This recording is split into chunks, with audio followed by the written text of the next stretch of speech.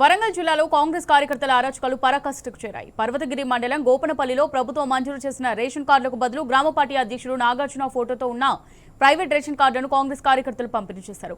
యంత్రాంగం స్పందించకపోవడంతో ప్రతిపక్షాలు మండిపడుతున్నాయి. సదరు గ్రామ అధ్యక్షుడిపై చర్యలు తీసుకోవాలని డిమాండ్ చేస్తున్నాయి. మా గ్రామంలో జరిగిన వింత సంఘటన ఏంటంటే 100కు పైగా రేషన్ కార్డులు మేము పంపిణీ చేస్తామని చెప్పి అధికార పార్టీ కాంగ్రెస్ పార్టీ నాయకులు కొంతమంది ప్రచారం చేసుకొని అందులో భాగంగా నిన్న డిస్ట్రిబ్యూషన్ చేయడం జరిగింది. కాబట్టి మీరు చేసుకుంటున్నారు, మాకు అభ్యంతరం లేవు.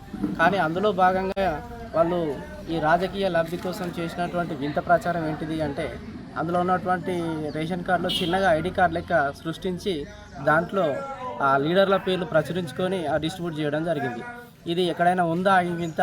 నిన్న వాస్తవానికి చెప్పాలంటే ఇది జనాలే వచ్చి ఆ పార్టీ వాళ్ళే కూడా కొంతమంది నవ్వులోపాలు అవుతున్నారు. ఎందుకు అంటే ఇట్లా చేస్తాడని మాకు తెలియదు పోయేంత వరకు అని ఈ వింత ప్రచారం వాళ్ళు మానుకోవాలి, వాటిపై తగు చర్యలు తీసుకోవాలని చెప్పి మేము ప్రతిపక్షాలను డిమాండ్ చేయడం జరుగుతుంది. గోపన్పల్లి ఇది ఎక్కడ లేని కార్డు, ఇలాంటి కార్డులు ఇచ్చారు సార్. మా ఊర్లో మరి ఇట్లాంటి కార్డులు ఎమ్మెల్యే గారు పంపించాడా లేకపోతే ముఖ్యమంత్రి గారు పంపించారా మాకు ఏం తెలియదు. ఇలాంటి కార్డులు, ఈ కార్డుకు ఐడి కూడా ఎవరిచ్చారు అనేది కూడా బయటికి రావాలి సార్.